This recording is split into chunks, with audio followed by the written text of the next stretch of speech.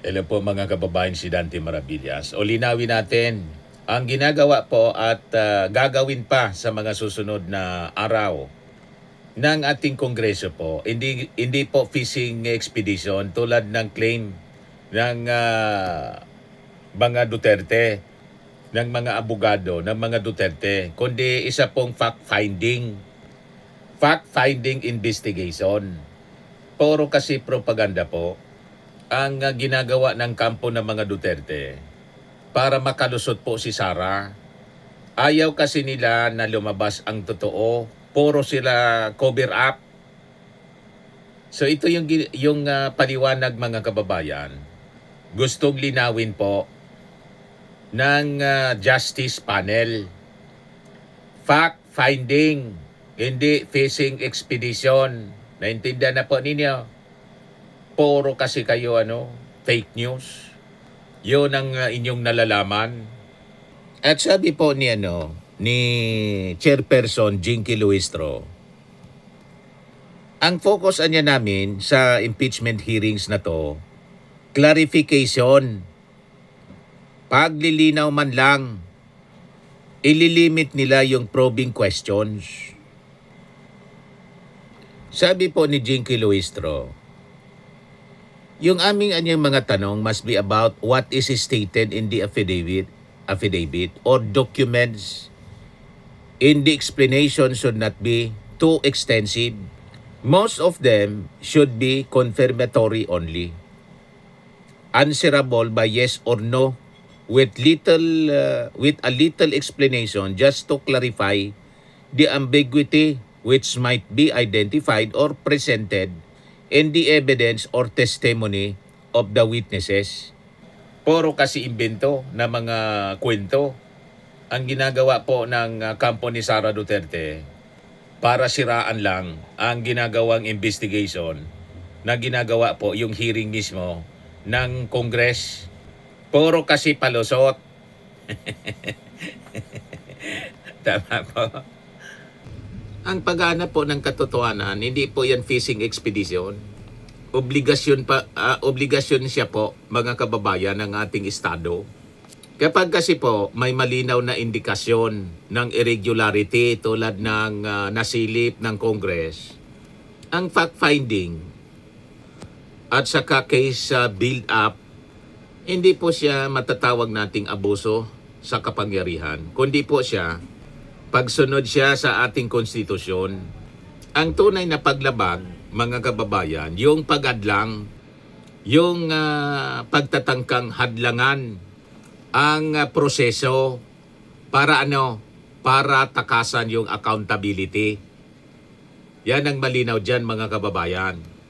Ang fact-finding, constitutional po siya, mandate. Mandato mismo ng Kongreso sa ilalim ng saligang batas.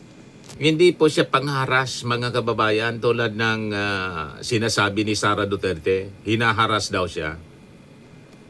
In fact, isa po itong paggalang sa due process na mismong hinihingi nila. Ito po, mga kababayan, ay isang paraan para masiguro na hindi chismis lang ang basihan ng impeachment complaint, kundi base sa mga ebidensya. Hindi lang ebidensya, kundi matibay na ebidensya. Kaya may clarificatory questions. Yun ang gagawin ng Congress, mga kababayan. Ang case build-up po, legal siyang proseso. Hindi siya panghuhula lang, haka-haka, bisa haka-haka. Isa siyang sistematiko, mga kababayan, ng pagtitipo ng ebidensya. Para para makabuo ng matibay na kaso. Hindi po ito blind search. Ito po ay isang structured at saka evidence-based. At nakaangkla siya sa mga umiiral na mga red flags na nasilip, mga kababayan. Malinaw po na may basihan yung investigasyon. Anong basihan? Ayan 612.5 million na confidential funds.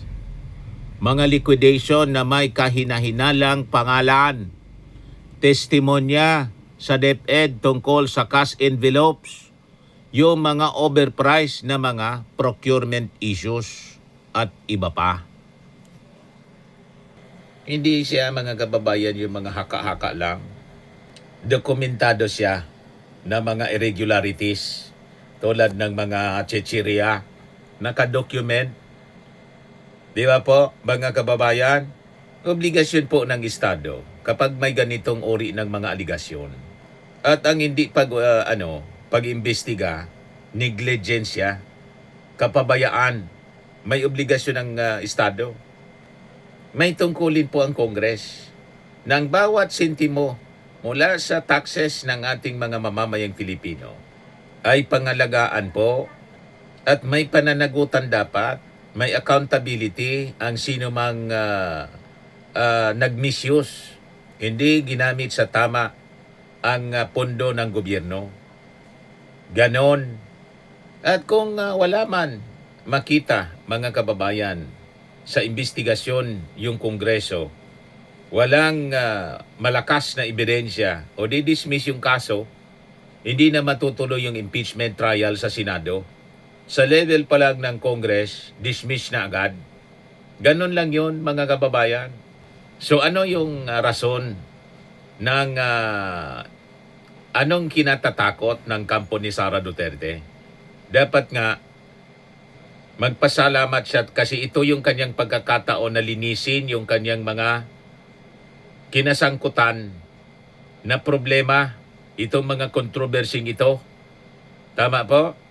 Malinaw po kahit si dating Senior Associate Justice Antonio Carpio nagsabi, ayon sa kanya, ang paghanap ng katotohanan ay pundasyon ng rule of law niya. Kung may usok, obligasyon ng gobyerno hanapin ang apoy.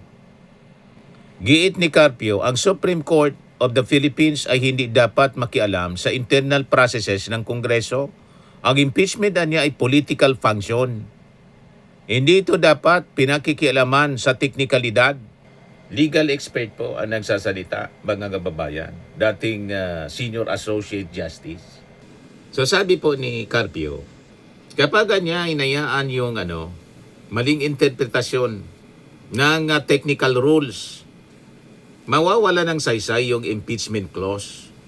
Ang ating konstitusyon ay hindi dapat ginagawang inutil, mga kababayan. So ang pag-iwas, patuloy na pag-iwas ni Sara ay admission ng kanyang takot. So bakit siya natatakot, mga kababayan, kung wala siyang ginagawang mali? Tama? Kaya mga statement ni Sara na I want a bloodbath, puro man lang yun, ablada. Pang-cover sa kanyang totoong nararamdaman na sa totoo lang takot na siya. Kasi alam niya kung ano ang kanyang ginawa.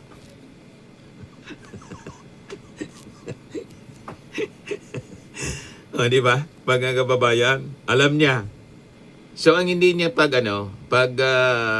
appear sa Justice Committee, mga kababayan, hindi siya legal strategy sa totoo lang. Isa siyang political evasion. Sa mata, mga kababayan ng publiko at sa batas, ang patuloy, mga kababayan, sa totoo lang, ang patuloy niyang pag-iwas, naglalagay tuloy sa kanya sa alanganin.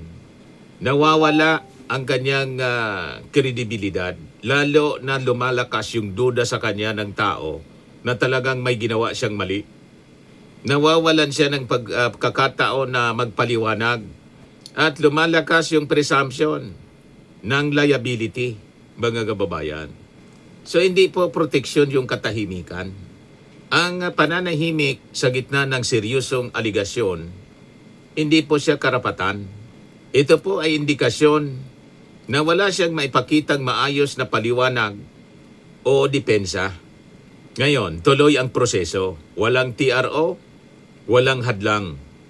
Tuloy, mga kababayan, ang hearing sa April 14. At may subpena na sa kanyang SALN at tax records.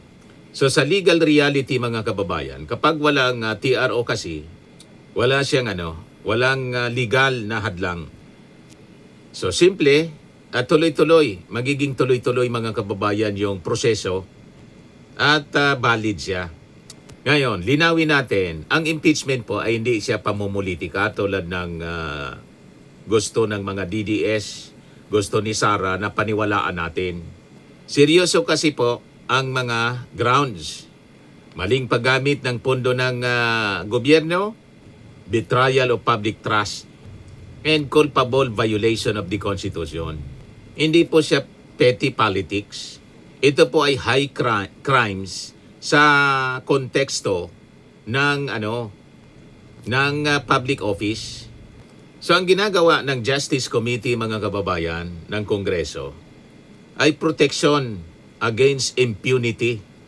Hindi po sila umaatake tulad ng gustong palabasin ng kampo ng mga Duterte. Sila po sa totoo lang ang depensa ng taong bayan doon sa mga tinatawag na mga untouchables sa gobyerno. Ang public office po, alam natin, dati sa public trust. Ang bawat opisyal ay may obligasyong magpaliwanag. Kapag tumanggi na magpaliwanag, ang nilalabag niya mismo yung pundasyon ng kanyang posisyon na hinahawakan. Wala pong takas dapat sa pananagutan. Hindi po dapat refuge yung korte. So ayon mismo mga kababayan kay Senior Associate Justice Antonio Carpio, ang pagtakbuhan niya sa korte, hindi siya solusyon, kundi delaying tactics lang. Pag na-delay, mga kababayan, lalo na may damage, mga kababayan. Habang pinapatagal, lalong lumalaki yung pinsala. Kasi nawawasak po yung tiwala sa institusyon. Lalong lumalalim yung pagduda ng mga tao sa paggamit ng pondo. At saka lumalakas yung kultura ng impunity. Sa huli, mga kababayan, yung katotohanan ay lalabas, lalo na kung may dokumento. Mga testigo at trail ng mga ebidensya. Ang hustisya, mga kababayan, hindi dapat ipinagpapaliban. Sabi nga, justice cannot wait. Ang hustisya po ay hindi seasonal. Ang accountability, hindi po seasonal. Hindi dapat ito iniintay kung kailan convenient lang. Kapag pinayagan ang isang mataas na opisyal, mga kababayan, na umiwas, nasisira po yung checks and balances. Nagiging president siya, yung impunity po. At saka nawawala ang saysay ng batas, pag ganun. So this is a question of institutional survival, mga kababayan. So ang isyong ito, mga kababayan, is bigger than politics. Hindi siya usapin ng personalidad. Usapin ito, mga kababayan, ng integridad ng ating republika. So sa isang bansang may batas, mga kababayan, ang fact-finding ay isang obligasyon. Ang case build-up ay isang proseso. At ang impeachment po ay remedyo. At kung ang isang opisyal, mga kababayan, ay umiiwas sa pagdinig, saka hinahadlangan ang investigasyon, at gumagamit ng mga technicalities para makatakas, tahasan siya, malinaw, mga kababayan. Tahasan siya ang pag-iwas sa pananagutan. So kapag ang katotohanan ay iniiwasan, lalo pong nagiging malinaw ang kasalanan. Hindi po fishing expedition ang investigasyon na ginagawa ng Congress. Ito po ay pag-ahabol sa katotohanang pilit na itinatago.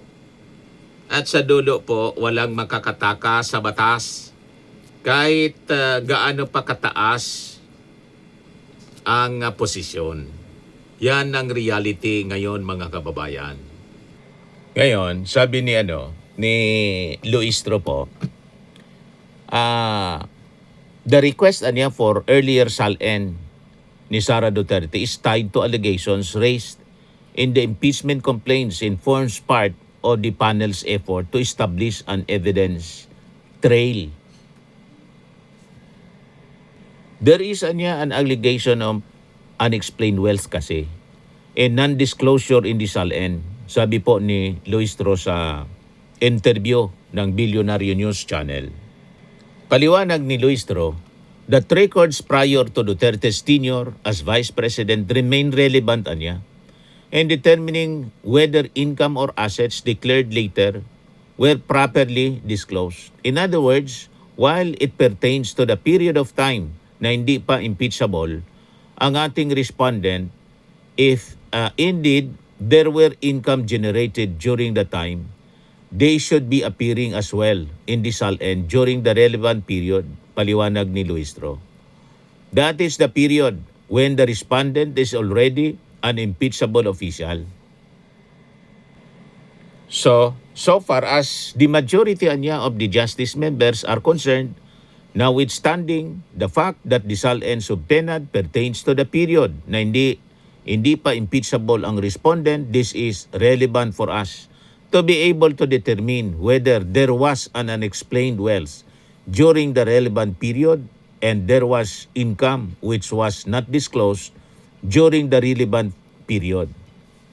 Pag sinabi nating relevant period, it pertains to the period of time when the respondent is already an impeachable official. Paliwanag mga kababayan ni Luistro.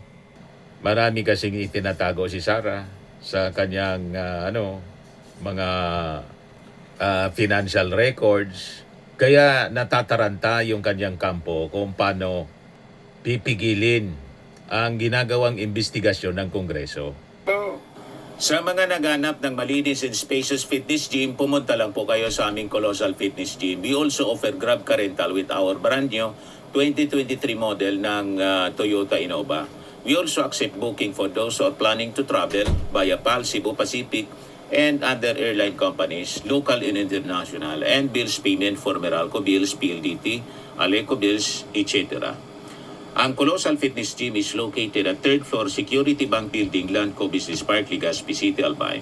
For inquiries, look for Chilon Maravillas. Contact number 0966-802-0949. Yan yung aming Innova. Lagi na pong matao sa amin.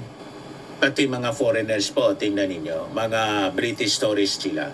Ang lalaki ng katawan na, mga kababayan, nag-gym sa amin. Ito naman po, Indian National. Ito mga mga European sila. Ito naman yung bago naming product na binibenta online, Eye Glow Serum.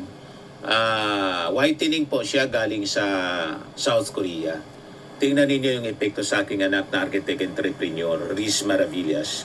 For inquiries, look for Riz Maravillas on FB. Ito naman po, Fairmax Firming and Lifting Cream, pinapahid sa mga pulses in other affected area. Mainam po ito sa mga pains at paninigas ng mga kaso-kasuan. Ito po, Automax Radiant Serum. Sa mukha naman yung application. Anti-aging po siya. You will look 10 years younger than your age. Ito naman po yung bagong product naming binibenta online. I am worldwide amazing pure organic barley powdered drink mix from Australia. Mainam po ito sa mga cancer patients. Tingnan ninyo po itong isang cancer survivor po. Cancer-free na siya po ngayon. Siya si Yulitan, isang ovarian cancer survivor. Sabi niya, barley did not just save my life, it gave me a new life.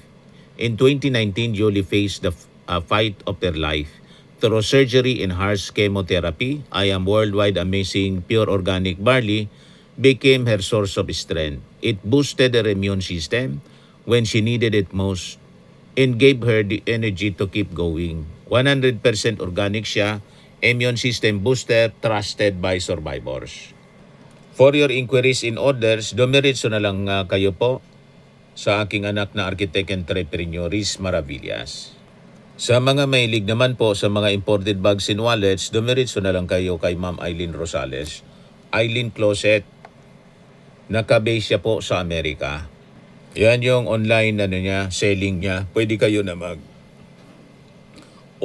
mga kababayan. Live siya every Sunday, 7 o'clock in the evening, Philippine time. Sa mga mahilig naman po magpa-spa, try ninyo po dito sa Pamper City, the Medical Aesthetics and Wellness Center. Patatagpuan sa Isiana City, Parañaque City, Metro Manila. Pamper City by OMG, your luxury escape.